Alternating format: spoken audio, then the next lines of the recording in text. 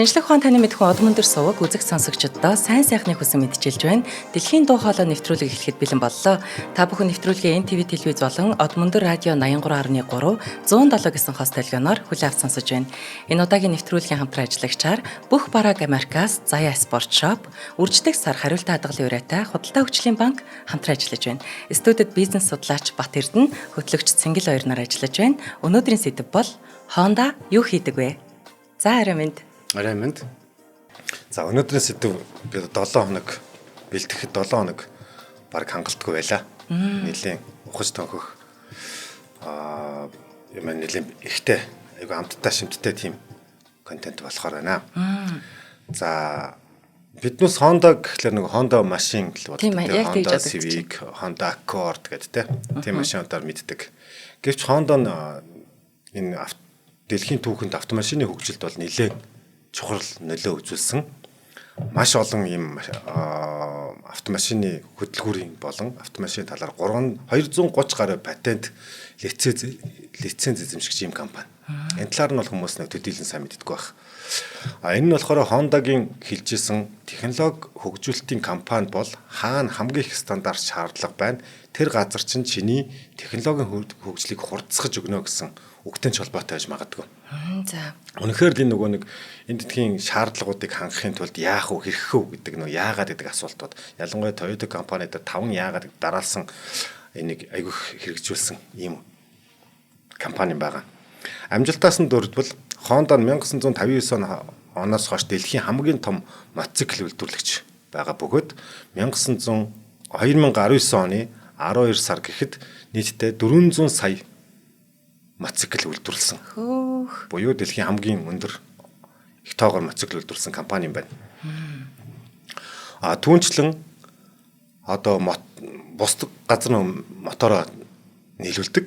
Тэгээ энэ утгаараа болохоор жил бүр 14 сая гаруй дотоод шаталтад хөдөлгүүр буюу одоо моторыг дэлхийд үйлдвэрлэснээр хамгийн том үйлдвэрлэгч гэдэг энэ номинацийг эзэмшдэг юм аа.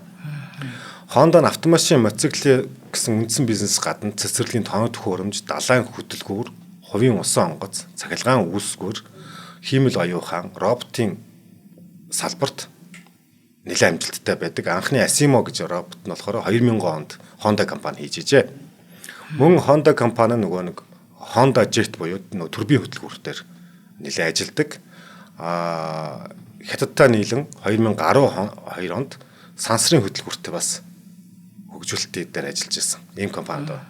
Тэгээ дөрөв дээр нөгөө дурдсан 230 гаруй патент эзэмшдэг гэж ярьж штэ тийм. Тэрэн дээр жишээлбэл 2008 онд Honda FCX Clarity загвараараа дэлхийн анхны ус төрөгчийн түлшээр ажилладаг машины загварыг гаргаж ирсэн юм байна. Мөн 2012 онд Airstreams технологи буюу түлшний хэмнэлд эрчим хүчний үр ашгийг нэмэгдүүлэх шинэ үеийн хөдөлгүүр дамжууллын системийн патентыг авч ирсэн байна. Мөн ослын үед цогцлтын хүчийг нөгөө нэг газар биш тараан байршуулах, зорчигчийг илүү сайн хамгаалах дэвшилтэд одоо машины бүхээгний бүтцийг бий болгосон S гэж патентыг авч ирсэн. Мөн Honda Sensing гэж 2014 онд жолоочд туслах ослоос сэргийлэх технологи бүхий систем хөгжүүлж энэ юу яадаг вэ гэхээр автомат тормоз, эгнээ барихтаа туслах систем, адаптив круиз хяналт гэдэг ийм зүйлсээр патент авч ирсэн байна. Мөн дараад нь талсууд одоо Формула 1 гэдэг нөгөө уралдаан байдаг шүү дээ, хайхтар урдны.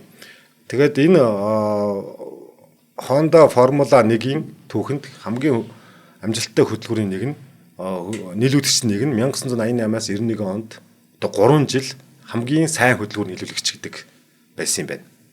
Хөдөлгүүр. За. Мөн 21 онд Red Bull Racing багтай хамтраад Honda McLaren багт хөдөлгүүр нийлүүлснээр Ayrton Senna, Alain Prost гэж уралдааны одоо нисгэгч гэж ярьдаг те 6 удаагийн авраг болоход нь одоо энэ Honda-гийн хөдөлгүүр тус болж ижээ.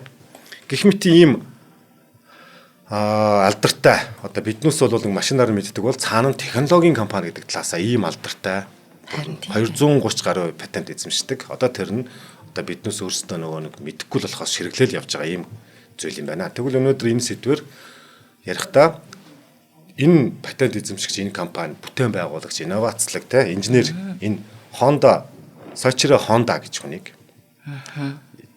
ямар зам туулаад энэ хүнийг яаж юм инженер болоход нь юу түлхэц болсон дээр нь нэмээд энэ шин энэ хөтөлбөрийн дэвшилтэд энэ технологиудыг байгуулахад тухайн үеийн цаг үеийн нөхцөл байдал нь хэрхэн түлхсэн гэдгийг хоёр дахьт нь яриад гурав дахьт нь болохоор эндээс бидэд яг юу сурах юм.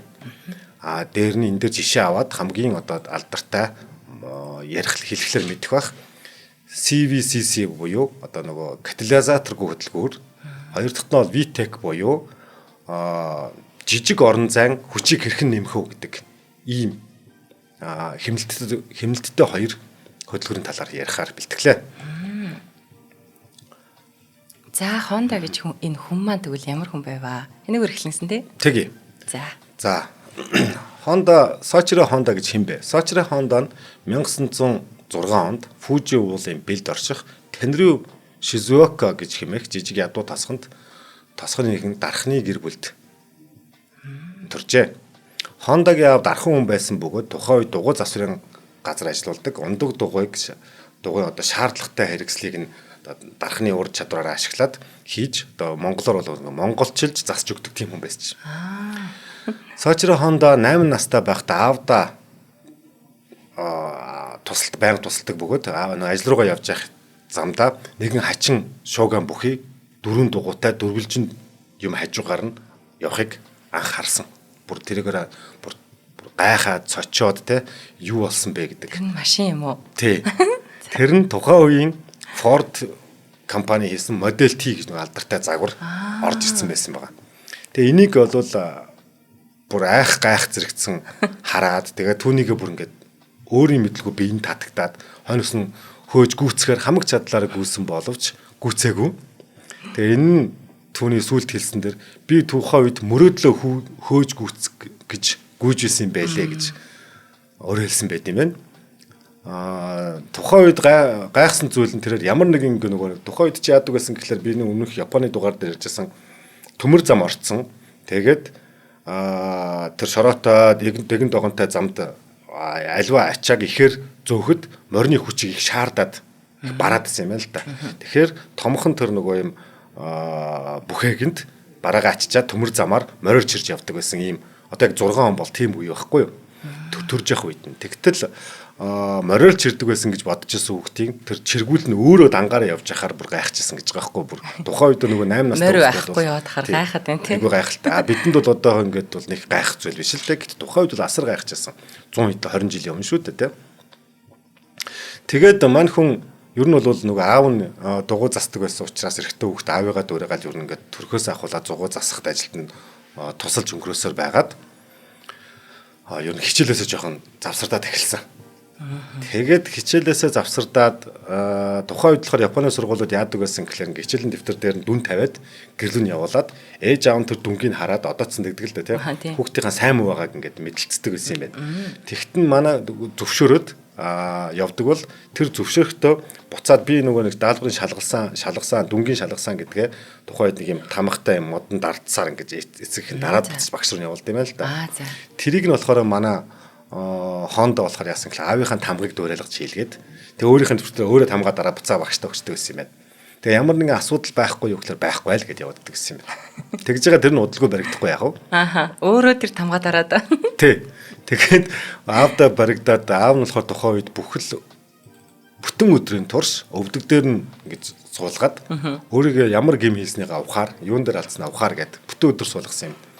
Энэ ухаарал шийтгэл өгсөн нь маш их зүйлийг бодох ухаарах боломжийг тухайн үед өгчээ. Энэ дээр юу бодож ирсэн гэхээр Honda өөрөө хэлсэд нөгөө Ford-ийн машиныг л удаадсан юм. Өтөдөр чинь. Тэгээ тэрийг яасан юм болоо яаж хийсэн юм болоо.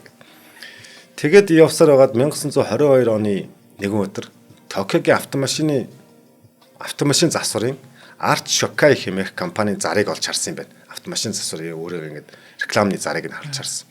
Тэгээд Arch Shokai-д ажил хайж загтал бичжээ. Одоо ажил ормоор байна. Танах сонирхож байна гэд. Тэгээд нааштай хариу ирээд мань хүн 16 настайдаа сургуулаа орхиод мөрөөдлөө биелүүлнэ хэмээн аавтайгаа яриад Токиог зорж аав нь тухайн үед одоо хүүгийнхаа мөрөөдлийг одоо зөвшөөр хүндлээд Токио явуулсан байгаа. За. Ингээд баярал догтлол одоо нөгөө автомашины компанид ажилд орно гэд сочроо Honda Токиод ирж байгаа. Хотын амьдралыг үзээд бүр хотын амьдрал нь өөрийнх нь төрний жижиг тосгоноос бүр төс өөр. Тухайн үед одоо 1922 онд таад санаж ивэл Японы юм дээр бүр хитрхи хөгжил явж исэн. Бүр дэлхийн 1 номер болсон. Айгүй хөгжил явж исэн.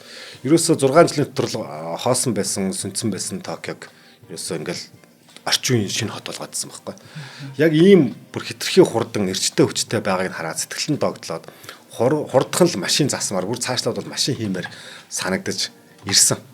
Тэгээ Сочрог нэг ажил дээр дэлгүүр ирэхэд дэлгүүрийн эзэн Юза Сакакибара гэж хүн ажил бэлдсэн. Чиний ажил чинь бэлэн байгаа гэд. Тэр нь ямар ажил вэ гэсэн чинь эзнийхээ хүүхдийг харах ажил байсан. Тэгээд бүр шок. Тэгээ бөөн сэтгэл готрол гэртээ нэг аав ээжтэй болохоор бүр амар том ажилд явсан гэж хэлчихэд байдаг тийм. Тэгээд нөгөө нарсан гэдэг. Одоо гэртээ юу гэж хэлээд ямар юу бодож гарлаа да тийм. Бөөн ичгүүр буцаж чаддгүй. Тэгээд тэрээр үүнээс өөрөөр автомашины салбарт өөр ойрхон байх боломж байхгүй учраас нөгөө хүүхдээ нуруунд дээр үүрээд өдөржин машин засж байгаа үйл явцыг сонирхдаг байсан байна. За. Энэ хугацаанд захирлан түүнийг автомашинд ямар дуртайг олж харсан ба багасаг ажил өгсөөр байгаад нэг мэтгэд 6 сарын дараа ахлах механикийн ажил хийгээд эхэлсэн. Тэгээ энэ үед машин болон мотоцикл, ундаг дүгээгээд бүхэл засварын ажил арч хоккайд ирдэг байсан бөгөөд эвдрэлгийн эмтэл нь янз бүр, машинуудынх нь марк нь янз бүр, төрийг хэрхэн засах талаар ямар ч стандарт байхгүй. Нөгөө байсан боловч Honda өөрийнхөө нөгөө аавтайгаа байхдаа бас л яг тийм хүн хүний янз бүрийн маркийн машин одоо мотоциклыг яаж засдаг байсан шиг. Ер нь бол нэг дүүтэй, эв дүүтэй байдаг ш нэг те. Нэг эв дүүтэй хүүхдээс учраас бусд хүмүүсийг бодвол нөгөө онцлог засварлах ажилдаа нэлээд сайн байсан. Тэгэхдээ л мань хүн зөвхөн дугуй зарах биш бүр ингээд машин засварын ажил бол нэлээд их туршлага хоригдол болсон. Ингээд улам л нөгөө машин дурлах юм яваалаа. Тэрээр бас энд мөн энэ хугацаанд байж байхдаа нөгөө мотоспорт айгу сонирхолтой болсон. Уралдах, өөрөө унж давхих айгу дуртай болсон. Энэхүү мотоспорт нь болохоор 1920-ад оны үед бол Америк, Европ төвд нэлээд хүчээ аваад одоо тэр нөгөө мотоциклаар уралдан тэр нь айгу эрсдэлтэй. Тэгээ өндрөөс үсрэн те айгүй хурдтай давхин тухайн үед одоо нэг 100 хэдэн милтэй давхин гэдэг бол асар хурдтай те. Тийм байна. Бүр одоо биднээс бол одоогийн манай ярианд бол ингээд нөгөө сансрын буужинд суусан хүн бол айгүй ховор штэ те. Тэрнтэй адилхан тухайн үед ингээд тэр нь айгүй нэрд гаргаж байсан. Тэгээд 1923 онд Америк машины явахын анги дээр байрлуулсан Америк Curtiss Biplane гэж өөрийн хуучин хөтөлбөрийг ашиглан хийсэн Curtiss-ийг угсарч 1924 онд Японы 5 дахь автомашины аврах шалруулах тэмцээн зарлагтахаар нь мань хүн 17 настайдаа орж одоо тэр гайхамшигыг үзүүлсэн те. Тэгээ энэ хоорондоо болохоор бүр ингээд тэр мотоциклийн уралдаан гэдэг бол ерөөсөө мань хүний бүр ингээд амин сүнс нь болоод тэгээ бүр ерөөсөө ингээд илүү хурд яа давхихаа л гэдэг юм тоолсон. Ингээд 1926 онд тухайн үед нөгөө Японууд ч нөгөө дэлхийн бусад ойр харилцааны арлуудыг эзлэхтэй. За ялангуяа нөгөө Солонгосын хоогийг эзэлчихсэн хятад руу дарах гад ингээд ийм цаг үеийн ийм нөгөө цэргийн үе байгаа байхгүй. Тэгээ 1926 он Сочроо цэргийн албанд татагдсан боловч өнгө харлан гэдэг байсан юм байна. Өнгө ялгадаггүй. Тийм. Ийм байсан учраас ийм шалтгааныхаа улмаас эрүүл мэндийн үзэг тэнцээгүй тул 1928 онд чиргээс чөлөөлөгдөж арч хоккайдо буцан үргэлжлүүлэх ажил болсон. Энэ үед тухайн үед эзэн Юзо Сакакибара бизнес хөгжүүлэхийг хүсч Хамамацу гэж жижигхэн одоо Токиогоос нэлийн урагшаага баруун урагшаага арлынхаа Японы баруун уртлын арал дээр байдаг Хамамацу гэж тосгонд шинээр салбар нь нэхэр шийдээд түүндээ хамгийн ихтгэлтэй бөгөөд нөгөө багаас нь одоо стаж ингээм хамтаа өөртөө гарын хүн болсон Сочрог томилсон Honda. Тэгээд нөгөө Хамамацу хотод нэрсэн чинь нөгөө энэ үед чинь 17 настай байгаа шүү дээ. 22 настай байгаа. 22 тий, настай. 16-таагаас нь хойш хамт байсан. Тий, 22 настай байгаа. Энэ үед нөгөө шин салбарт тухайн үед нөгөө машинууд чинь дандаа нэлээд баян хүмүүс. Тэгээ машин өөр айгу үн цэнтэй байсан. Тэгээд 22 настай залуу, шин залууд тэр үнэтэй машинаа засуулах гэж даатгаж юу хөөхгүй гэсэн байхгүй. Ингээд нөгөөт чинь анх засварчин байхдаа нэр хүндтэй газрын засварчин байхдаа байсан ч гоё бизнесэнд явна гэсэн чинь тийм хүслэр болоог ямар захиалга ирэхгүй болцсон. Тэгээд тэр үед бусгаар ямар ч ажилгүй болцсон нөхөр чинь бусад засварын газруудаас хаягдсан хөдөлгүүр болон эд ангиудыг цуглуулж судалгаа хийдэг байгаа. Нөгөө шөлөө цагаараа. Одоо ямар засвар ажил байхгүй суугаад байгаа. Ингээд хэсэг хугацааны дараа 1933 он гэхэд тэрээр нэлээр алдар цуутай болж 30 ажилтнтай үйл ажиллагаа явуулдаг салбар болсон бай. За энийг яагаад тоддогч юм гэхлээр хүнд бас нэг ингээд хичнээн бизнес хийж болно, мөнгө олж гин. Нөгөө талдаа тэр нөгөө судалгаа хийх бас нэг хугацаа. Тэр айгуу гоё юм орон зай олдсон байгаа байхгүй. Тийм байна тий. Ингээд нөгөөт чинь судалгаа хийсээр байгаад ерөөсөө мэдээж нөгөө одоо манайхан ч мэдж байгаа шүү дээ. Нэг залууг эхлээд нэг оногцсон залуудаа үзүүлэн тэр маань өнөхөр машин нэг сайн засчих юм бол сүүлд нь хувийн эмч гэдэг шиг хүмүүс тэрэн дээр л очиж нэг машин засаад байдаг шүү дээ. Одоо хүртэл гэдэг. Яг энэ тэрнтэй адилхан явсаар байгаад ингээд 33 он гэхэд нэлээд олон хэрэглэгчтэй болчихсон юм байсан. Соочроо гайхалтай механикч гэдгээр алдартай байсан ба гайхалтай уралдааны жолооч бас болцсон байсан. Оо за. Мотон ундгараа юу? Тийм. Тэгээд нөгөө 20 эдтэй залууч ерөөсөө үеийнхэн дундаа ерөөсөө кул залуу болж хувираад те нэр нь алдарн түгээд одоогийнхоор бол ерөөсөө ингээл моцикл унсан нэг л айхтар те тэр л бүх юмыг мэддэг юм шиг ийм нэр хүндтэй болж эхэлсэн. За. Энэ үед тэрээр моциклоор цагт анхны 120 км хурдалд шин дээд амжилтыг тогтоосон ба Японд энэ дээд амжилт нь эвдэгдэлгүйгээр 20 жил хадгалагдаж байжээ. Тухайн үед уралдах нь өнөөгийнхаа савгүй их аюултай байсан бөгөөд 1936 оны 6 дугаар сард Honda Токио хотын захын нэг уралдаанд оролцож хагаад осолд ороод бэрцсэн үү? Зүүн гар нүрээ бүр нэлийн гэмтээгээд баг нас орохын наагур гэмтсэн. Ингээ эмдэгт 6 сарын турш эмчилүүлж хагаад уралдаандаа ирсэн боловч гэр бүлийн хүчтэй эсрэг хүсэлтэд тулгарсан. За одоо энд бол аавынхаа эхнэрийнхээ үгийг нэлийн сонсож байгаа. Японы бас нэг юу ч нэг эцгийнхаа юу гэсэн нэлийн яадаг сонсдог үгийг авдаг те. Ингээд буцаад компанида зүгээр ажилтнаар болж байгаа.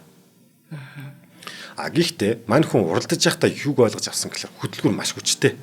Тэгээд тэр өндөр нөгөө эргэлтийг мотор эргэлтийг даадаг хэмжээнд одоо ажиллах хэрэгтэй гэдгийг бүр ингээд үнэн голоосоо моциклтэй баг нэг хүн шиг болж ирсэн гэж байгаа байхгүй сүлдээ. Тэгээд бүр ингээд юу тамирчин хүн шиг одоо яг юун дээр дутагдaltaй байна гэдгээ мэдэж эхэлсэн.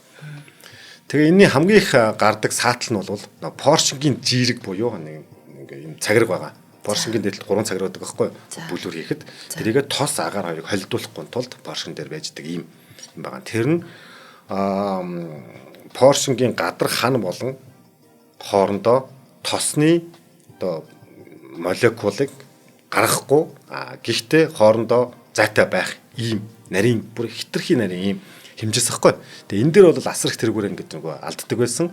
Тэгвэл энэ Porsche-гийн цагираг гэдгийг өөртөө хийл та гэдэг ийм саналыг одоо нөгөө эзэндээ тавьсан. Илүү сайжруулъя л та гэд тий. Гэтэл эзэн нь болохоор угаасаа өдрийнхээ ачаалыг даахгүй бөө машин засвартай. Тэгээ тэр нь амжилттай явж хахад ийм юм руу ороод яах юм бэ? Одоо шинэ тэгээ туршилт судалгаа гэдэг асар хэцүү гэдэг энэ Honda-гийн саналыг нэг аш үзээг. Тэгээ ер нь дэмий гэж хэлсэн л дээ. Тэгээ ингээд соочроо Porsche цагираг үйлдвэрлэх өөрийн компани юу нээя нээгээд тэр өвтгүүнийгээ Tokai Seikei гэж компаниг байгуулсан. За хоёул эхний хамтран ажиллагч хэлж. За тэгээ. За манай дэлхийн дуулын нэвтрүүлгийн хамтран ажиллагчаар Заяа спорт шоп маань хамтарч байна. За Заяа спорт шопыг бол хүмүүс мэдж байгаа. Ерөнхийдөө Nike, Under Armour, Adidas, Vans, Timberland гэдэг бидний мэддэг маш гоё даяллын спорт бараа өдөр тутмын гутал хувцас ч гэсэн оруулж ирдэг энэ гоё дэлхийн брэндүүдийг одоо хамгийн хямд үнээр бидэнд санал болгодог. За тэгээ бүх бараа нь Америк нэгдсэн улс болон Англиас ирдгээрээ давуу талтай баталгаатай ориг. За тэгээд байрлалын хувьд бол Нотел зочид буудлын зүүн урд Монгол Улсын их сургуулийн одоо 4-р байрлал яг иргэдэг зам дагуу Заяа Спорт Shop гэд байгаа. За Facebook хаягаар нь бол одоо Заяа Sport Shop гэд бичиж хайх юм бол бас гараад ирнэ. 88 тэгтэг 9192 дугаараар нь бас лавлж болно. Тэгээ манай Заяа маань их мундаг залуу. Тэгээд энэ оруулж ирдэг бараа бүтээгдэхүүн дандаа найдвартай, сонголттой. За сая бас баярын өдрүүдээр ч гэсэн хяндралтай дандаа ингэж нэг хэрэглэгчээ хүндэтгсэн за хүргэлтээр ч явуулцдаг те айгүй тийм харьцаж худалдаа авалт хийхэд маш гоё эерэг байдаг. Тэгээ хамтарч ажиллаж байгаа Заяа Sport Shop-то баярлалаа. Баярлалаа. За тэгээ яасан гинэ. За одоо ингээд мань хүн нөгөө анхны үйлдвэрлэлээ гараагаа эхэлж байгаа. Гэхдээ нөгөө өдөр тутмынхаа цалин мөнгө одоо орлого яаж болох юм те тэр чинь ингээд судлаач ингээд суугаад иж болохгүй шүү дээ. Судлаад байгаа тийм хийн цалинжуулах юм бол хийн цалинжуулах юм тэр дөнгөд нээгдэж байгаа. Ингээд мань хүн түүний дотны анд Широ гэж хүнийг өөрийн үйлдвэрлэлийн ерөнхийлөгч болгоод өөрөө хуучин ажилдаа өдөр тутмын зардал дээр нөгөө шинэ бизнесийн зардлыг олохоор ажиллаж үлдсэн. Ингээд түүний алдаа бүтэлгүйтэл ба туршлага гэдэг хэсэг эхэлж байгаа. Амьдралын хэсэг эхэлж байгаа. Сочро Катонаар шинэ ажилдаа ууггүй хөдөлмөрлөж хамтдаа Porsche-ны цагиргын судалгаа төвийг эхлүүлсэн ба засварын цахид өдөр хоногийнхаа бүр ингээ өндөр засварын цахитай амар амьдрдаг болсон. Хэдий ингэж амьдраад маш их хугацааг зарсан боловч ямар төвчтэй ахиц гарахгүй явсаар нэг мэдэхэд Honda өөрөө маш их стресстэй нүүр царай нүртэл бүр ингээд нэг ууртай үрчгэр ийм нөхөр болж хувиржээ. Өдрөөр ингээ Porsche-нуудаа үйлдвэрлээл байгаа. Гисэн байсан ч нөгөөдөл нь дандаа нэг гажигтай байгаад байсан. Энэ үеэр Toyota компани захирал Toyota Kichiro-тай холбогдож Porsche-гийн цагираг нийлүүлэх гэрээ хийх хүссэн ба тухайн үед Toyota болохоор тийм тендер зарлцсан байсан юм байна. Аутсорс хийх. Ингээд 50 хүнээс ердөө 3 тэнцний нэг нь Honda болж чадсан. За. Гэвч хэдий тэнцээд нөгөө материалаа очиад үзүүлсэн чинь чанар муугаас нь болоод энэ гэрээгээ маш харамсалтайгаар алдаж ирсэн. 50 хүнээс 3 хүнд нь олгогдож байгаа лицензийг гэрээг авч чадсан боловч буцаагаад гэрээг алдсан. За эндээс юу болов гэхлээр мань хүн аавынхаа хэлсгийг бодсон байгаа нөгөө сургуулийг их тоох байсан шүү дээ. Баавтаа. Тэгээд сургууль нэг хамаагүй гэдэг. Гэтэл одоо энэ манай залуучууд ч гэсэн хэрэгтэй байх.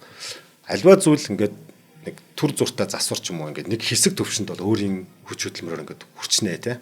Энээс цаашаа яах юм гэхлээр зайлшгүй онлын мэдлэг, зайлшгүй тэр мэрэгжлийн мэдлэг хэрэгтэй юм байна гэдгийг нэг аавынх нь үг бүр толгонд орж исэн гэж байгаа байхгүй.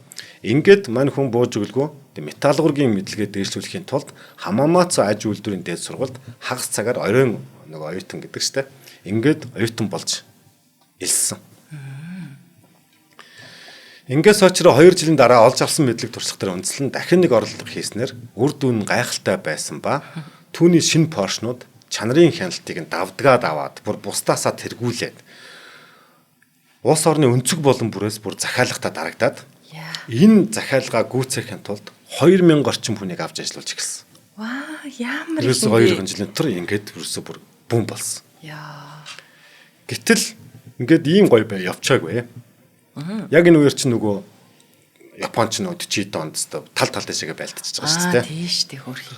За ингээд дан эхлээд Сочрогийн компани зэвсэгч хүчний яамны шууд удирдлаганд орсон. Тэд нар шууд хараад баг хяналтаа тогтоочдөг гэсэн байхгүй тухайн үед. Тэгээ ийм юм үйлдвэрлэгээл дандаа дайны юмуд үйлдвэрлэдэг гэсэн. Энэ үед хэцүүдсэн ба тухайн үед Сочро Toyota компанид хувьцааныхаа 45%-ийг өгсөн. Ингэж нөгөө амьд үлдэхтэй юм руу орж байгаа. Тэгснээрээ нөгөө Honda компанийхаа ерөнхийлөгчөөс нөгөө ахлах менежерийн албан тушаал руу очиж байгаа. Тухайн үед чинь 40% нь авчаад ягаад 60%-ийг халчих уу гэхлээр үгүй л дээ манай хүн чинь нөгөө найзтайгаа 50% тавьж байгаа шүү дээ. Өөрийнхөө хувьцааг зарж байгаа учраас. Ингээд 1944 онд Бэжитал 1944 онд нөгөө Японыг аягтар бөмбөгдсөн байхгүй. Тийш дээ Хирошимаг бөмбөгдөд мөн үү? Биш Хирошима Нагасаки чинь 45 онд бөмбөгдүүлж байгаа. 44 онд яахлаар ихлээр Токио энэтрэ чинь Японы юмдаа гарч ирсэн. Биднээс цөмийн бөмбөг хаяхын аюул их дүүлэн болгож хийжлэснээс биш цөмийн бөмбөгөөс их хохирол учруулж олон үйлдвэрийг нь сөнөөжсэн газар нь тэр үеийн 44 оны бөмбөгдөлт байхгүй нөө B29 гэдэг онгоцуудыг анх туршиж байсан. За тэгсэн чинь. Тэгээд энэ яг 44 онд нэг өдөр агаарын дайралтын дуу дохой айгүй хангинаад бөмбөг орж ирсэн Сочирогийн яг нөгөө Tokai Seki компани яг дээр нь насан. Тэ бөмбөг. Гэхдээ энэ бол ганцхан тэднийг унж байгаа юм шиг. Ер нь бол тэгээ арчицалдаа тэр бөмбөгдөлт бол бүх л энэ үйлдвэрүүдийг арчиж байсан. Ямар амар. Тэгээд цаашд сүүр ингээ үйлдвэрийг сүрүүлсэн ба Honda цаашд өөрөө компани авч үлдэх ямар ч боломжгүй болж үлдсэн компанийнхаа үлдсэн хувийг Toyota-д 100% өгснөөр 450 мянган йенээр зархаар шийдсэн. За энэ үед бол гэхдээ Honda бодсон гэж байгаа. Эндээс бас бизнесүүдээс айгүй их сургамж авах юм нь юу вэ гэвэл хавчуулаад хэлэхэд хүнд яг нэг хэсэг зогсоод одоо хийж байгаа зүйлдээ нэг дүн тавиад цаашдаа би хөгжил рүү хэр явж ин гэдгээр нь харах боломж хэрэгтэй шүү гэдгийг хэлэх гэсэн. Тэгээд Honda болохоор Японы ирээдүйд яг юу хэрэгтэй вэ? Ер нь эцсийн зүүн ингээ хэдэн жилийн дараа миний биднүүсийн хийгээд бүтээгээд байгаа зүйлээс юу илүү үлдэх бол тэ гэснээ олон гэдгээ ойлгохын тулд хэсэг хугацаанд амарч байгаа шүү. Би энэ бизнес гарлаа гэж хэлээд ингээд явсан. За ингээд нөгөө 450 мянган йентэй нэлээ ингээд тэрийг идээд ингээд тэ төр зуртаа ингээд ажил хийхгүйгээр ингээд бодоод бясалгаал байсан. Гэтэл дайнаас хойш нэг жилийн дараа буюу одоо Японч нь бүр нэлээд эдийн засгийн сүрэлд өртсөн байгаа. Хоол, хүнс, хувцас, орон байр гэдэг бүх л нөөцийн хомсдолд орж ирсэн. Энэ үед нэг өдөр Сочиро ингээд унаагүй. Тийм тухайн үед нэг унаатай байжгаад бензин авах гэсэн. Бензиний ч мөнгөгүй болсон. Алханы мөнгөгүй болсон. За ингээд Сочиро нэг өдөр явжгаад тухайн үед нөгөө генератор, дизель генератор гэж манайх ярьдаг да нөгөө нэг хөдөлгүүртэй цахилгаан үсгүүр гаргадаг. Дуграад байдаг амар. Энийг болохоор тухайн үеийн нөгөө цэргийн одоо хаягдлуудаас олж авсан байдаг байсан юм байна. Тэгээд тэрийг харж агаад нөгөө энэ хөдөлгүүрийг ундаг дугуйнд тавьчаад явчвал яад юм болоо гэдэг санаа гайхалтай санаага төрөөд энэ нь өөрөө тухайн үед нөгөө нэг тээврийн бүр юмгүй болцсон байсан. Тэгээд хамгийн хямд тээврийг ийм дугуун дээр тавиад явчвал яад юм бэ? Илүү төв юм том юм бодож яхаар те. Ингээ ямар тач нэг моторт дугуй хийчихэл та гэдэг санаа төрөөд анхандаа нөгөө найзтайгаа байгуулж исэн техник судалгааны хүрээлэнгээ ашиглан 1946 оноос хямд тээврийн хэрэгсэл бүтээх ажилд орж байгаа. Буцаж ирж байгаа. За. Тэнд 12 хүний бүрэлдэхүүнтэй мотоцикл хамгийн хямдхан мотоцикл хийх ийм зорилготой ийм судалгааны хүрээлэн байгуулад хамгийн одоо энэ тэндээс босгож байгаа штэ монголчлаа. Тэгээд нөгөө тхэн юмаа тавиад нэг ямар таас нэг явдаг юм хийгээд тэгэл хамгийн амтхан явсан. Тэр нь өөрөө тухайн үед юу ч байхгүй байсан зах зээл дээр бол нэлээд алдартай болоод хүмүүсээс бас ингэ баггүй юм захиалга орж ирж ирсэн. Тэгээд ингээд байж тал нөгөө байнга л энэ тэндээс хог дээрээс нэг юм болоод ахгүй штэ тий. Тэгж жагаад ер нь энэ нөгөө өөрийн гэсэн хөдөлгүүрээ зохион бүтээгээд энд анхныхаа хөдөлгүүр дээр Honda гэдэг тамгыг анх дарсан байт. Ингээд энэ нь болохоор 1948 онд Honda компани анх үүсд мэдлж байгаа. Өмнө нь бол өөр компани байсан. Тэрийгээ бол Toyota-д өгчихсэн тий. Тэгээд Сочиро 1948 онд Япон ажилчид туслах зорилго бүхий үйлдвэр байгуулах хүсэлтэй байгаагаа тэгээд тэр үйлдвэрээ нэхэд надад мөнгө хэрэгтэй байна гэд тухайн үед Япон улсад даяар байсан нийт бүгдийн одоо бүр нэг алгасгүй жижиг том гэж голдгүй 18 мянган дугуй зардаг ундаг дугуй зардаг дэлгүүрийн эздэд хандан нээлттэй загтал бичсэн мөнгө өсч. Тэр нь одоогор бол урьдчилан захиалга авъя гэж. Би та бүхэнд мотор цадууг үйлдвэрлэж өгье. Тэр зарлалын минь өгөөч гэсэн. Эндээс айгүй гоё нь 18 мянган төр дэлгүүрээс 3 мянгаас нь тэгья гэж төрүүлж мөнгөө төлж урьдчилан захиалга хийсэн. Ингээд 1944 онд хамгийн анхны D загварын мотоциклаа үйлдвэрлэсэн боловч тэр нь худалдаа авах нартай авчаад бүрөөсөө урмын хугалсан те. Нэг л ерөөсөө юу нөгөө хямдхан хурдхан шиг тээвэр мэвэр биш. Нэг л ингээд ёстой нөгөө ингээд нэг элдв газраас юм угсраа тавьдсан те. Нэг ачим байсан гэж одоо яг ачим байгаагүй шүү. Яг зургийг хараараа айтайхан. Гэтэ тухайн үе нөгөө хүлээлтийг даваагүй. Тэгээд ерөөсөө нэлээд хэцүү байсан. За тэгсэн чинь нөгөөд чинь дахиад нөгөө моцоглоо задлаад эхнээс нь ахуулаад дугуун томдоод байгаа юм аа. Юу н хүчийг багсгаад байна. Бүгдийн нэг деталь ангиудаар ууггүй эхнээс нь ахуулаад дахин сольж дахин алдад сайжруулсаар 3 жилийн дараа супер бамбрууш гэх мотоцикл гараад тэр нь жинхэнэ хит болсон. Одоо 50 онд гэсэн үг тийм. Хит болсон гэдэг нь эзэн хааны шагналыг хүртэж байгаа гэдгээрээ. Ингээ эн чинь 52 онд ийм шагнал хүртэж байгаа. Тэр чинь 46 настай байсан гэсэн үг шүү дээ тийм. Ингээ энэс нь харахаар маш цомхон харагдаж шүү дээ. Одоо харахад бол тийм энэ. Тэгээ энэ бол Honda одоо өөрийгөө зохион бүтээгч юм байна. Би бол цаашдаа нөгөө ингээд компани удирддаг хүн биш юм байна. Тэ? Маркетинг сурчлага хийдэг хүн биш юм байна. Тэ? Санхугаа зохицуулдаг хүн бас биш юм байна. Ер нь нөгөө компани тэр олон ажилтны залин тавих аж ахуйн асуудлуудыг ер нь бодоод байдаг биш. Мөнхийн л өнгөл нөгөө бүтээлэл бодоод байгаа шүү дээ. Тэгээ өөрөө ирэхгүй хүн ашиг орлого борлуулалт санхүү болон маркетингийн ажил тустай юм байна гэж ойлгон өөрт хэрэгтэй хөрөнгө санхүүгийн болон маркетингийн стратегийг хангасан хөрөнгө оруулагч Такео Фужисаватай нэгдсэн. За ингээд энэ компани нэгдэл эхэлж байгаа. Энэхүү хамтын ажиллагаа нь Honda яг энэ хамтын ажиллагаанаас өмнө хамтран ажиллагч айлч. За тийм. За манай дараагийн хамтран ажиллагчаар үрждэг сар хариултаа хадгалсан урайтай Худалдаа хөгжлийн банк маань хамтран ажиллаж байна. За энэ удаа та бүхэндээ одоо хариултаа хадгалъя гэсэн энэ үйлчилгээг бүр дэлгэрэнгүй танилцуулъя. За 2025 оны 3 сарын 12-наас 4 сарын 12-ны хүртэл хариултаа хадгалын үйлчилгээгээр олсон одоо 25 мянган төгрөгийг өмнө 50 мянга гэж ярьжсэн шүү дээ. Одоо энэ хугацаанд жоохон богиносчихж байгаа байхгүй. Тэгэхээр 50 мянгатаа хүрэхгүй хинч тэрийг үржүүлж авч чадахгүй байх гэж бодсон уу? 25 мянган төгрөгийг 2 дахин үржүүлж өгье гэж байгаа юм байна. За ер нь бол хэрэглэгчтэй ээлтэй шийдвэрүүдийг л гаргаад байна гэж. За урамшуулалт оюун хатан байж чадчих тийм 50 мянгаар арай хүрэхгүй одоо би бүртгүүлэх юм бол амжихгүй гэж магадгүй шүү дээ. Тэгэхээр 25 мянгаыг цуглуулчаа. Тэгээд одоо 2 дахин үржүүлээд өгье л гэдэг. За урамшуулалт хөтөлбөрт яаж хамрагдах вэ гэвэл одоо хэрвээ Худалдаа хөгжлийн банкны харилцагч биш бол за онлайн аппликейшнийг татаж болно, салбараар үйлчлүүлж болно. За тэгээд Худалдаа хөгжлийн банкны энэ хариултаа хадгалъя. За энэ хадгаламжийн энэ хоримтлуулж байгаа бүх үйлчилгээнүүд ч өөрөө бас давхар хүүтэй учраас хадгаламжийн данс нийлгэрээ гэж зөвлөж байгаа юм байлээ. За хариултаа хадгалын үйлчилгээг ашиглан карттай харилцах дансаа 6 сар ба түүнээс дээш сарын хугацаатай хадгаламжийн дансатайгаа холбоно гэж байгаа юм байна. За хэрвээ та Худалдаа хөгжлийн банкны харилцагч мөртлөө одоо хариултаа хадгалын үйлчилгээнд одоо бүртгүүлэх гэж байгаа бол мэдээж одоо 3 сарын 12-наас 4 сарын 12-ны хугацаанд та бүртгүүлэх шаардлагатай.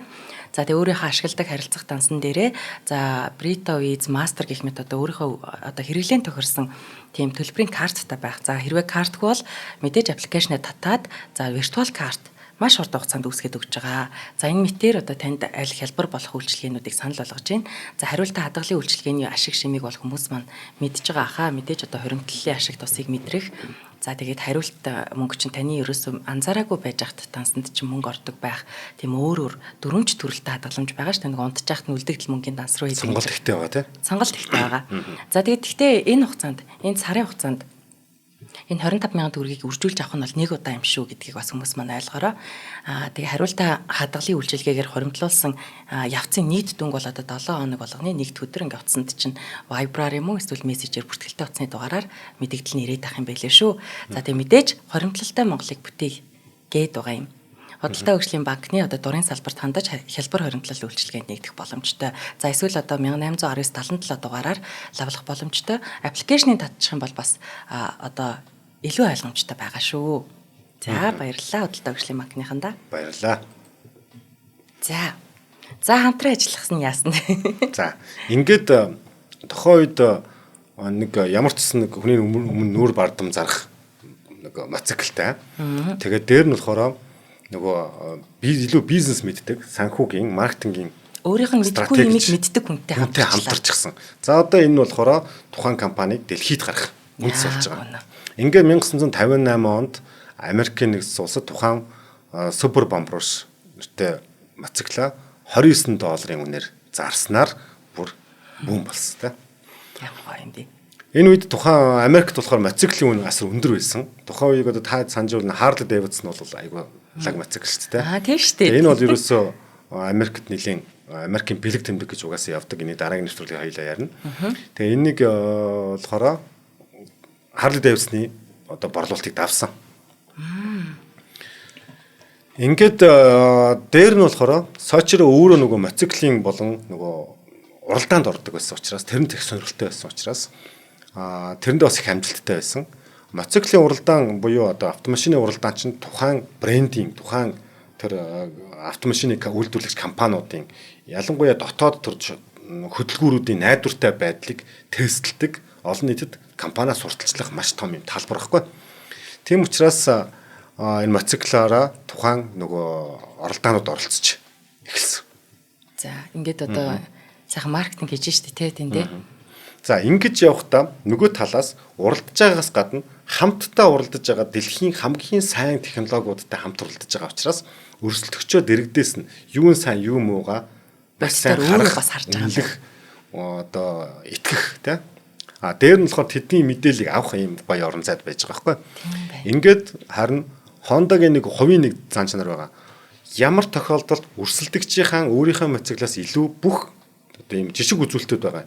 Хурдыг тэд авсан, ингэсэн тэгсэн тэдэн одоо километрийн дараа мотор хаалсан гэдэг ч юм уу. Бүх статистик үзүүлэлтүүдийг байнга тэмдэглэж авдаг байсан байна.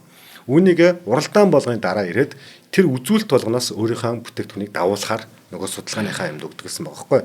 Honda судалгаа хөгжүүлэлтэн дээр асар их технологийн судалгаа хөгжүүлэлтэн дээр асар их мөнгө зардаг байсан компани. Ингээд явсаар байгаад Honda ерөөсөө нөгөө дэлхийд бүр нэрэн түгээд Honda-гийн одоо энэ хөгжүүлсэн детайлууд нь үнэхээр хөгжөөд энэ хооронд патентлагдаад яваад байгаа шүү. 1969 он дэлхийн хамгийн том мотоцикл үйлдвэрлэгч болж чадсан. Түрүүн дээр дурджсэн.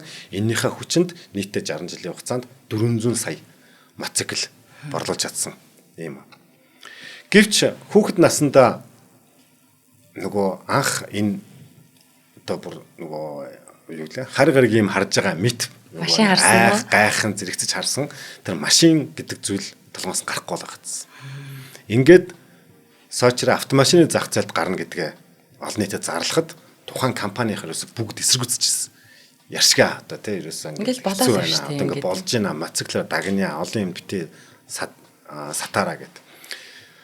Ягаад тэгэхээр энэ бас нэг сул тал нь компани нэг хүн бүх юмныхаа зүрх нь болчихоор тухайн хүн мотоцикл дээрээс хөндөөд өөр юм руу орохтол нөгөө компанид оголдчих гэдэг сул тал байдаг шүү тий. За гэхдээ ийм учраас компанийн тэрийг мэдээд ерөөсө мотоцикл дээрээс нь холдуулмаар байсан. Мотоциклынхаа бүх юм хөгжүүлээч гэдэг. Тэгээд хэдийн юм байсан ч гэсэн мань хүн нөгөө хүүхд настайхаа мөрөдлийг дагаад орсон. Энэ хэсгийг болохоор chasing his childhood dreams гэдэг байгаа байхгүй.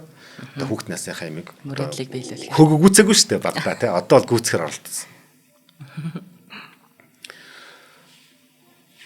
Тэгээд одоо тухайн үед ч юм болохоор Японы Nissan, Toyota 2 гэж Mitsubishi компаниуд байсан бөгөөд нөгөөдөл асар их өрсөлдөөнд баг автомашины зах зээлд Honda багтахааргүй тийм зайгүй байсан. Ингээд орсон. Ингээд 1963 онд Honda 57 наснда анхны автомашин болох T360 гэдэг мини ачааны машиныг гаргасан. Одоо нэг тийм жижигхэн юм байгаа. Тэгээд тэр машиныг гаргасан боловч одоо тэрийг болохоор аймгийн найдвартай Honda гаргасан юм ч одоо сайн л байж таараа гэж хүмүүс авсан чинь бүр ерөөсөө нөгөөх нь ачаагаад байхгүй. Тэг хэцүү юм болоо жоохон асуудалтай болсон. Дараа нь тэгвэл спорт машин хийгээд S500 гэдэг бас нэг машин хийсэн. Бас л сайн яваг те. Тэр машинаас 1300 орчим л зарагдсан бөгөөд одоо нэг тийм машин цуглуулагчтай юм дайгу алдартай машин юм байна л да. 64 онд болохоор Бельгийн Гран Прид Формула 1-т анхны гараагаа хийсэн бөгөөд Honda шинэ Гран При тэмцээнд төрүүлэхэд ердөөсөө нэгэн жил шаардлагатай байсан. Тэгээд RA 272 гэсэн уралдааны замд анхны амжилтаа үзүүлж одоо автомашины зах зээл дээр гарч ирсэн. Хүлээн зөвшөөрөгдөжээ. Энээс хойш одоо Формулагийн одоо моторуудыг бас зардаг болжээ. За цаг бага учраас нөгөө гол хөдөлгүүрээ танилцуулчих тий. За тийм. За энэ CVCC гэж хөдөлгүүр нь ердөөсөө дэлхийн түүхэнд тэмдэглэгдсэн ийм хувьсгал гаргасан хөдөлгүүр байхгүй. Тэгээ энэ нь болохоор яагаад гэсэн гэхээр нөгөө цаг үеийн яа таарсан гэхээр одоо бол Honda компани нийт борлуулалтынхаа 60-аас дээш хувийг хойд Америк буюу Американд борлуулдаг гэхгүй. Тэгэхээр тэдний стандарт шаардлагуудыг хангах үүрэгтэй. Ингээд 1970 онд дэлхийн нийтийн нефтийн хямрал, гадны цэсний хямрал болоод шатахуун хомсдод дээр нэг үнэтэй болсон.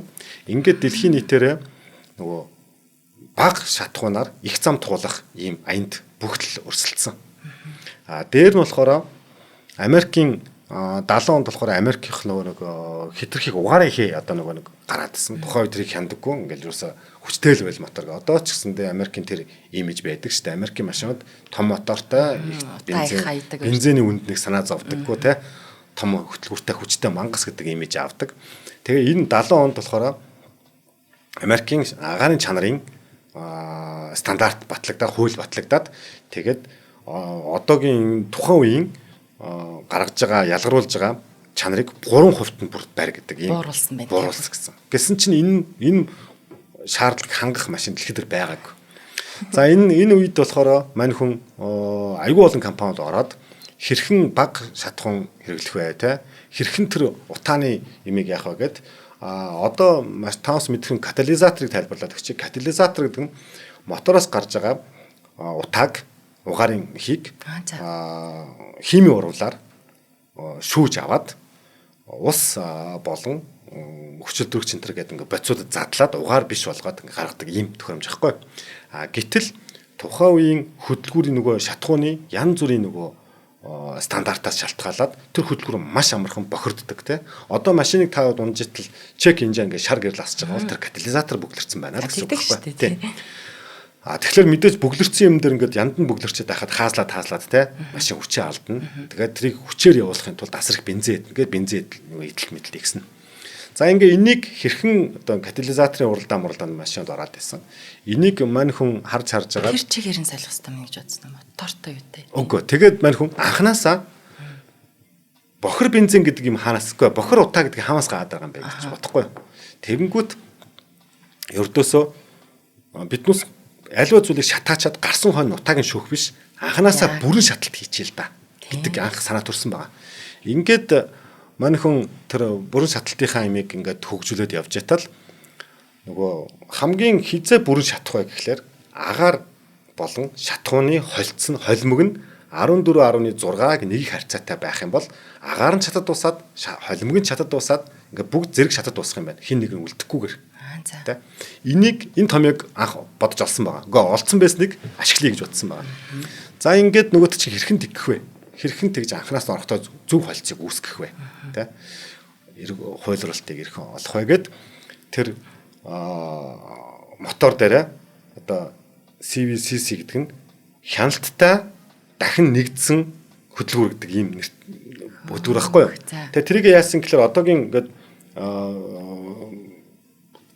Porsche цилиндрүүдийн дээр чинь ингээд агаар шахагдаад ирэнгүүт нь очлуур буюу биднээс ярьдаг сэвчээ тесрээд буцаж задарж байгаа штэ.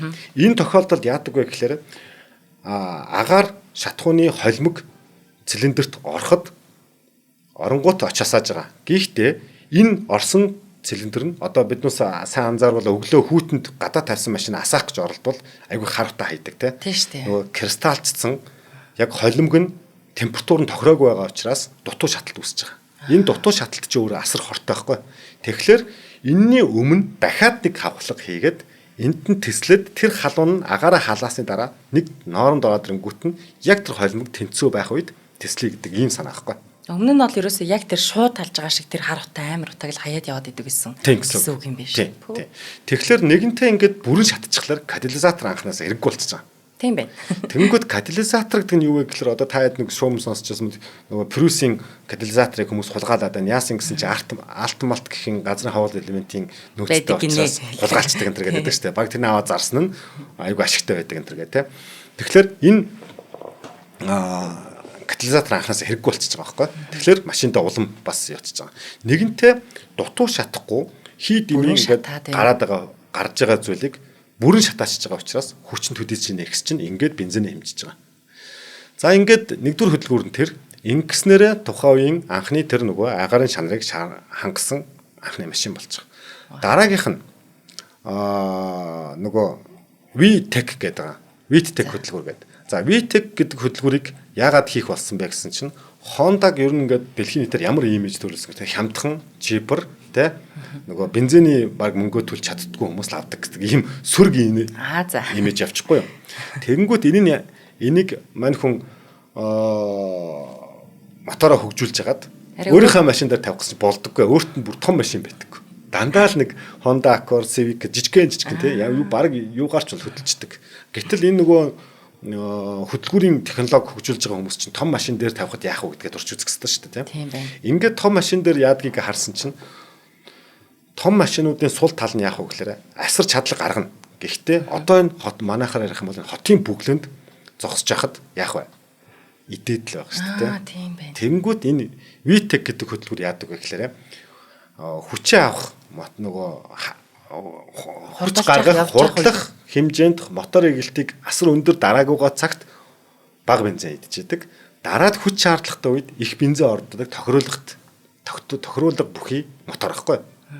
Энэ нь яадаг вэ гэхээр моторыг задлаад үзэх юм бол нудраган гол гэж нэг юм байж байгаа. Нудраг гэдэг нь яадаг гэхээр гол дээр юм нудрах шиг тэрний эргэлдээд цаанаа Поршингоос авсан хүчийг нудраг руу шилжүүлээд машина хөдөлгөж байгаа шүү дээ. Энэ дээр valve гэдэг тэр нөгөө агаарын холцыг оруулчаад хаагаад дэлбэрэхлээр нь буцаага утааг нийсэн гаргадаг нэг ийм шиддэг ийм хоёр хавхлаг байгаа. Энийг нэг нудраган гол дээрээсээ авцсан байдаг байхгүй. Тэнгүү тэрийг нь хоёр өндөр болон намхан гэдэг ингээ авчиж байгаа. Тэгээд мотор эргэлт 3200 буюу биднээс хаазлах буюу өндөр хааз авч ижил 120-оос дээш гарахын тулд 3200 хаазалдаг шүү дээ. Эннээс доош тохиолдолд жижиг нь ажиллах юм уу? Жижиг дээр ажиллаж байна. Хүчээ авах үед томоор ажиллах буюу хавхлагыг илүү өндөрөөр нээн гэсэн энэ технологиг VTEC гэдэг технологи байна. Зохицуулагч хийсэн биз дээ. Тийм. За ингээд цаг маань дуслаа. Энэ хоёрыг энэ мэтэр 230 гоё патент байгаа. Инженер залуучууд маань сонирхоороо үнэхээр маш сонирхолтой, надад л маш сонирхолтой байлаа. Тэгээ эндээс бас урам авах зүйл нь юу вэ гэвэл аливаа зүйлийг маш их задлж үздэг байсан байгаа. Honda ерөнхийдөө задлаад байдаг гэсэн. Тэр гадны бүх юмыг задлж үзээд тэгээ яагаад ингэж болохгүй ингээд хооронд нь Америк машинуудын хамаагүй хоёр машин юм хооронд эвлүүлэх гэж оролддог байсан байгаа. Тэгээ яагаад ийм дизайнтай хийчихвэ гээл тэр дизайныг их сонирхдаг нь аливаа нөгөө зүйлийн дизайн чинь өөрөө яг үйл явдлаа илэрхийлээд байдаг гэсэн юм гарч байгаа байхгүй. За ингээд энэ дээр хамгийн сүүлийн алдартай үг нь хэлдэг басхаа. Энэ алдартай үг нь өөрөө бас их гоё түүхтэй. Төрөний тэр CVCC гэдэг хөрөмжийг анх ингэж болох юм байна гэдэг хийгэг байх та. Ингэж болох юм байна гэдэг эрдэмтдээс үгийг авангуудаа хэвлэлийн баг хурлаар хондоо зарлчихсан юм байна. Вау. Манайх ийм төхөр юутай мотортой гэд тэ. Тархин дотор байгаа юм а бодтойгоор юм шиг ярьсан. Тэгэнгүүт нөгөөдүүл нь үш одоо яагаад ингэж та ингэж болоогүй байгаа юм зарлчваа гэсэн чинь мань хүн энэ алдарт үгээ хэлсэн байгаа. Би хизээ дуусах вэ гэж та бүхнээс асуусан бол та хизээ дуусахгүй байх байсан. Учир нь та бүхэн хизээч судлаад дуусахгүй зүйлийн араас хөөцөлтөд алга болох байсан. Тиймээс аливаа нээлт хийсэн бол хэсэг зогсоод доошоо шат буулгаж бусад хүмүүст тэрхүү нээлтийг харах судлах боломж олго гэж хэлжээ. За.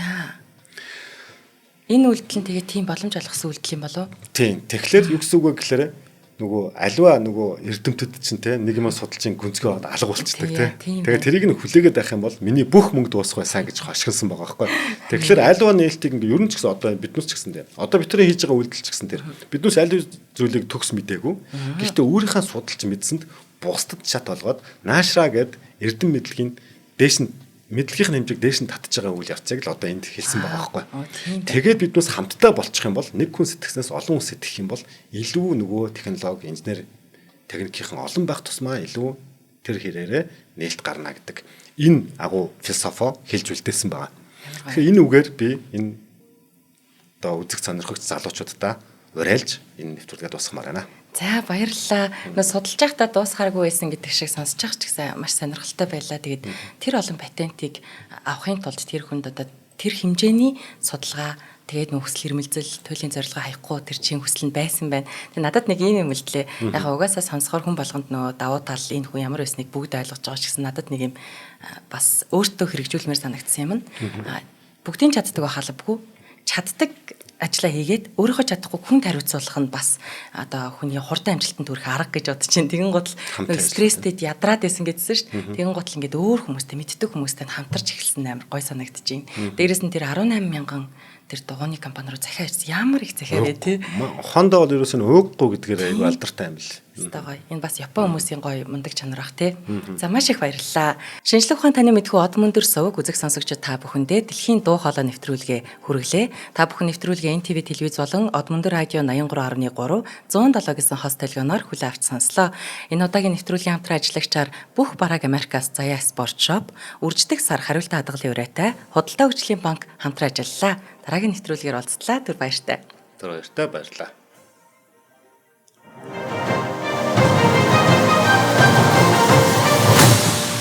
Нэвтрүүлгийг хүлээн авсан Нарны аймгийн монголчуудаа баярлалаа. Од мөндөр суваг энэ мэтлэн танин мэдхүн мянган хөтөлбөрийг 2025 оны 7 сарын 1 хүртэл та бүхэнд хүргэх юм. Их хэлээрээ шинжлэх ухаан танин мэдхүг түгээхийн үйлсэд та нэгтгэх хүсвэл бидэнд хандив өгөх боломжтой. Нэг нэвтрүүлгийг 100 төгрөгөөр буюу 1000 нэвтрүүлгийг 100 мянган төгрөгөөр үнэлээд та биднийг дэмжээрэй. Жилдээ ганцхан удаа 100 мянган төгрөгөөр дэмжснээр шинжлэх ухаан танин мэдхүг түгээх энэ үйл хэрэг таны оролцоотойгоор амжилттай үргэлжлэх юм а. Зандан хүү миний нэр дээрх голомт банкны данс байгаа. 30 15 15 1942 30 15 15 1942. Та 100 мянган төгрөгөөр шилжүүлэхдээ гүйлгээний утга дээр нь өөрийн нэр болон утасны дугаараа заавал бичээрэй. 100 мянган төгрөг хандвалснаар од мөндөр сувгийн алтан гишүүн болох юм. Шинжлэх ухаан танин мэдхүй Монголд ялах болтугай.